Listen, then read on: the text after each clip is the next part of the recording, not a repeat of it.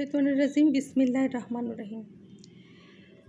আজকে এই ভিডিওটা ছোট্ট একটা ভিডিও তৈরি করছি আল্ট্রাসাউন্ডের একটা বিশেষ খুব স্পেসিফিক টপিক নিয়ে। সেটা হচ্ছে যে হেডটাকে বাচ্চার হেড মেপে কীভাবে ইডিডি আমরা দিতে পারি। তো হেড মাপার জন্য বাচ্চাটা ইউজুয়ালি হেডের যে পজিশন, পেটের ভেতরে বাচ্চার হেডের পজিশনটা কেফালিক প্রেজেন্টেশন যেটাকে বলি বা সেফালিক বলি, সেটা হচ্ছে বাচ্চার মাথা নিচের দিকে থাকে। এটা হচ্ছে নর্মাল পজিশন, একেবারে খাড়া নিচের দিকে থাকে। আর বাচ্চা যদি ব্রিজ থাকে তাহলে বাচ্চার পজিশনটা পা নিচের দিকে থাকবে। পা ঠিক না, মানে বাটক, যেটা মানে দুই পায়ের বাটক আমরা সেটা জানি, ডক্টররা সবাই জানেন। বাটক নিচে থাকবে আর হচ্ছে মাথাটা উপরে থাকবে। এছাড়াও বিভিন্ন ধরনের লাই থাকে। লাই বলতে এখানে ফিটাল লাই বলতে কিভাবে বাচ্চাটা পেটের মধ্যে শুয়ে আছে, মায়ের পেটে বাচ্চাটা যেভাবে শুয়ে থাকে সেটা হচ্ছে কোনাকুনি অনেক সময় শুয়ে থাকতে পারে, ওবলিক লাই বলি সেটাকে। ট্রান্সভার্স লাই হচ্ছে পেটের এক কোনা থেকে, অর্থাৎ ডান দিক থেকে বাম দিকে যদি শুয়ে থাকে। তো সব ক্ষেত্রে বাচ্চার মাথা মাপা যায় যদি সঠিকভাবে নিয়ে আসা যায়। অনেক সময় বাচ্চাটা দেখা যায় যে শোল্ডার প্রেজেন্টেশন আমরা যেটাকে বলি, সেটা হচ্ছে ফ্ল্যাঙ্কে থাকে, মাথাটা ঢুকে থাকে ডান দিকে অথবা বাম দিকে এক জায়গায়। তো এসব ক্ষেত্রে আর কি মাথা মাপাবে একটু মাথার শেপটাকে নিয়ে আসা একটু প্রবলেম হয়ে যায়। এবং বাচ্চাটা যদি বাটক ওই দিকে থাকে তাহলে অনেক সময় জেন্ডার ডিটারমিনেশন করতে করতে প্রথম দিকে সনোলজিস্টের বেশ কষ্ট হয়, পরেও অনেক সময় কষ্ট হয়। জেন্ডার ডিটারমিনেশন বা সেক্স ডিটারমিনেশন অর্থাৎ ছেলে না মেয়ে এটা বোঝার জন্য যে এই এক্সপার্টিসটা ডেভেলপ করার জন্য অনেকগুলো অবস্টেকলস আছে। এবং কোনো ক্ষেত্রে এটা সনোলজির যত ভালো এবং এক্সপিরিয়েন্সই হন না কেন এটা উনি বলতে পারবেন না, কারণ পজিশনটাই এরকম বা কন্ডিশনটাই এরকম যে জেন্ডারটা ওই রকম ভালোভাবে বলা যাবে না। যেমন অলিগোহাইড্রামনিয়াস, যখন পানি খুবই কমে যায়, পোস্ট ম্যাচিউর পোস্ট ডেটেড হয়ে যায়, তখন ঝাপসা হয়ে যায়, তখন জেন্ডার ডিটারমিনেশন করা মুশকিল হয়ে পড়ে। আবার পলিহাইড্রামনিয়াস যদি হয়, তারপরে মাল্টিপল প্রেগনেন্সি হয়, তারপরে যদি IUGR, এরকম অনেক ধরনের ডিজিজ আছে যেগুলোতে জেন্ডারটাকে সঠিকভাবে বলা মুশকিল। অনেক সময় ম্যালপোজিশনও একটা ফ্যাক্টর, যখন জেন্ডার বলা বেশ টাফ এবং ডিফিকাল্ট হয়। তো এইসব ক্ষেত্র ছাড়া স্বাভাবিকভাবে জেন্ডারটা বলা যায়। অনেক ক্ষেত্রে পেশেন্টরা ডক্টরদেরকে বেশ বিরক্ত করে যে বাচ্চা ছেলে না মেয়ে এটা বলেন। তারা সবসময় যে তারা এটা অ্যাবর্শন রিলেটেড কারণে জিজ্ঞেস করে তা না, তারা জেন্ডার বলতে না পারলে মনে করে যে ডক্টর সনোলজিস্ট হিসেবে অতটা এক্সপার্ট না। আর জেন্ডারের ব্যাপারে কিছুটা ফ্যালাসির ব্যাপারও আছে, যেহেতু এখানে ক্রিমিনাল অ্যাবর্শনের ব্যাপার থাকে। অনেক জায়গায় জেন্ডার বলা নিষিদ্ধ, কিন্তু এরপরও মানুষের কৌতূহল এটা তো থাকেই। জেন্ডারের বিষয়ে একটা কৌতূহল এটা মানুষের থাকেই, এবং সনোলজিস্টকে এটা লিগাল কোনো প্রহিবিশন থাকলেও অনেক সময় রিকোয়েস্টের কারণে বলতে হয়, ডিসক্লোজ করতে হয়। এবং পেশেন্টকে বলি বা না বলি, জেন্ডারটা যে ডিটারমিন করা এটা তো একটা এক্সপার্টিসও বটে। তো জেন্ডার নিয়ে আমি আজকে কথা বলবো না, যেটা বলবো সেটা হচ্ছে হেড। তো হেডটা পুরোপুরি গোল কিন্তু হবে না, হেডের একটা শেপ আছে। এই শেপটা আমরা এখানে দেখছি যে এটা যেন একটুখানি ইলিপ্টিক্যাল, পেছন দিকটা একটু বড়, সামনের দিকটা একটু ছোট। একটা বাচ্চার মাথার কাট সেকশন আমরা যদি চিন্তা করি তাহলে কি হয়, মাথাটা কপালটার দিকটা একটু সরু গোল হয়ে আসে, তাই না? আর দুই পাশটা বেশ একটু বড় হয়, আবার পেছন দিকটা ওটা একটু বড় হয়ে একটু চ্যাপ্টা হয়ে যায়, অক্সিপিটাল বোন যেখানে থাকে।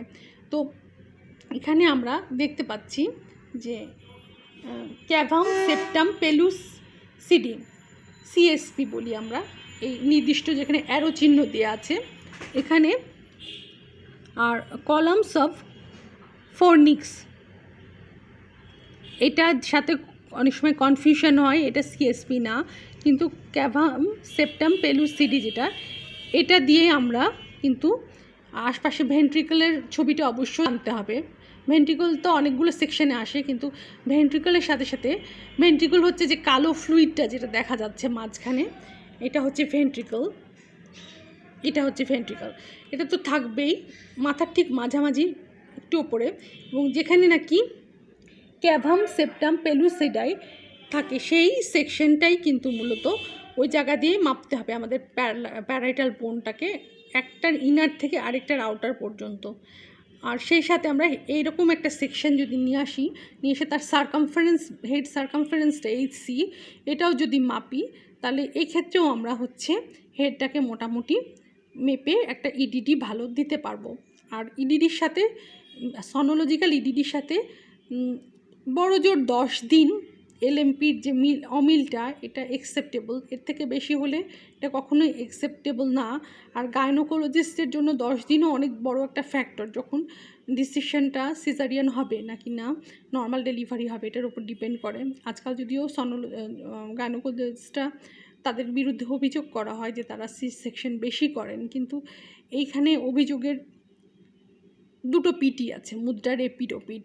সেটা হচ্ছে যে গাইনোকোলজিস্টরা অনেক সময় সত্যি ইন্ডিকেশন থাকে, যখন সিজারিয়ান সেকশনটা পেশেন্টকে বলে বোঝানো যায় না, তারা বারবার রিকোয়েস্ট করছে টাকার জন্য হোক। তারপর হচ্ছে সিজারিয়ান সেকশনের যে সবচাইতে খারাপ জিনিস, যে 3টার বেশি বাচ্চা নেওয়া যায় না সি সেকশন প্রথমটা হলে। তারপর আরও অন্যান্য অসুবিধার কারণে তারা পেশেন্ট পার্টি কিছুতেই সি সেকশন করতে চাচ্ছে না, নর্মাল ডেলিভারি চাচ্ছে, অথচ সত্যি ইন্ডিকেশন আছে। তখন গাইনোকোলজিস্টকে অনেকভাবে বোঝাতে হয় এবং ডাক্তারের কথা রোগী তো শুনতে বাধ্য। আবার উল্টো দিকটা, যেটা ডক্টররা যে তারা যেহেতু লাভ বেশি সি সেকশনে, এদিকটাও যে নাই এটা বলবো না আমি, কিন্তু পেশেন্টদের এক্ষেত্রে সাধারণ জনমনে যে ডক্টরদের সম্পর্কে অনেক নেগেটিভ আইডিয়া আছে। বিদেশে এটা নাই, কারণ হচ্ছে সেখানে ইন্স্যুরেন্স নামে একটা জিনিস কাজ করে, যেটা আমাদের দেশে ডেভেলপ করা উচিত অচিরেই। ডক্টর পেশেন্ট রিলেশনশিপের যে একটা কদর্য দিক, এই দিকটা এটা মিনিমাইজ করার জন্যেই কিন্তু আমরা তো ডেভেলপড কান্ট্রি এই কারণেই বলি যে তারা অনেক কিছু ডেভেলপ করে ফেলছে। তারা বিজ্ঞানের অগ্রযাত্রায় বিজ্ঞানকে ব্যবহার করে তারা মানুষের যাতে প্রবলেমগুলো না হয়, এথিক্স ডেভেলপ করেছে। এথিক্স বা রুলস রেগুলেশন বা আইন হোক, বিজ্ঞান হোক, তারা তো পাইওনিয়ার, তারা তো হচ্ছে পথিকৃৎ, আর আমরা অনেক পেছানো।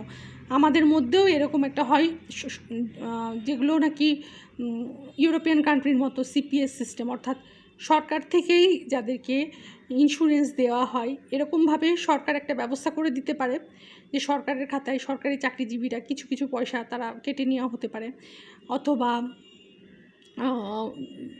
সরকারি স্কিমটাও হচ্ছে বেসরকারিরাও কিছু পয়সা দিয়ে ইন্স্যুরেন্স করে রাখতে পারে। আবার